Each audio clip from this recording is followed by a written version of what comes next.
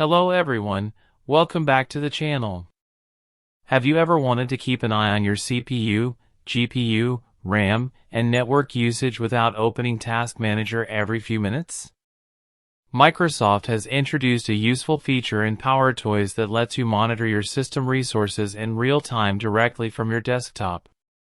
In this video, I'll show you how to enable and use the new Dock Preview feature in PowerToys. Let's get started. First, make sure that Microsoft PowerToys is installed on your computer. Once PowerToys is open, click on Command Palette from the left-hand menu. Now scroll down and click on Settings at the bottom of the Command Palette section. In the Settings window, look at the left side panel and find the new feature called Dock Preview. Open Dock Preview and turn on the toggle switch to enable it. As soon as you enable the feature, a monitoring bar will appear on your screen.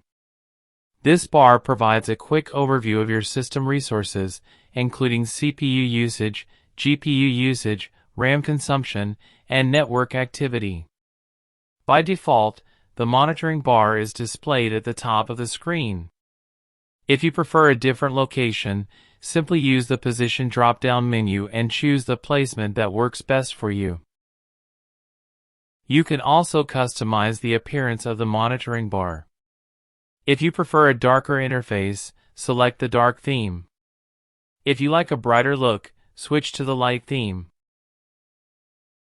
The summary view gives you a quick snapshot of your system performance. However, if you need more detailed information about a specific resource, simply click on the CPU, GPU, RAM, or network section to view additional details.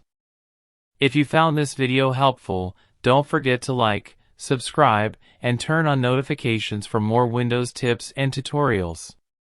Thanks for watching, and I'll see you in the next video.